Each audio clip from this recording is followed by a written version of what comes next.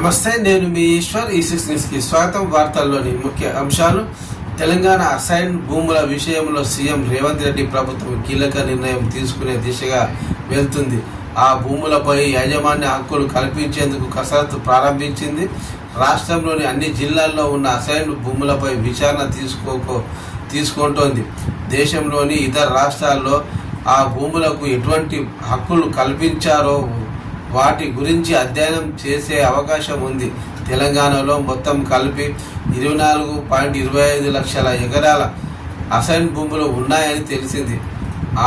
ఆ భూముల్లో digital sign కానివి 5.36 లక్షల ఎకరాలు ఉండగా, పోడు భూమి రైతులతో పాటు అసైన్ భూముల లబ్ధిదారులకు కొనుగోళ్లు, అమ్మకాలు అన్ని యాజమాన్య హక్కులు కల్పిస్తామని తెలిపింది. 3 ఏళ్ల క్రితం రైతులకు ఎటువంటి హక్కులు కల్పించాలన్న విషయంపై తెలంగాణ ప్రభుత్వం దృష్టి సారించింది.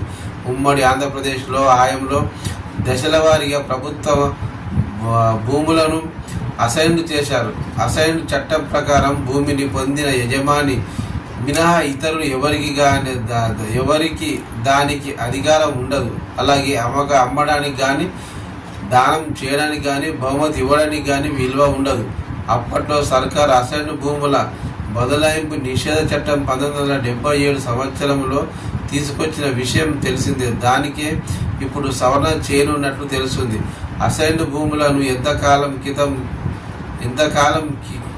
కింద కేటాయిస్తే వాటికి హక్కులు కల్పించాలనే దానిపై గవర్నమెంట్ నిర్ణయం తీసుకోనున్నట్లు వెల్లడిస్తోంది.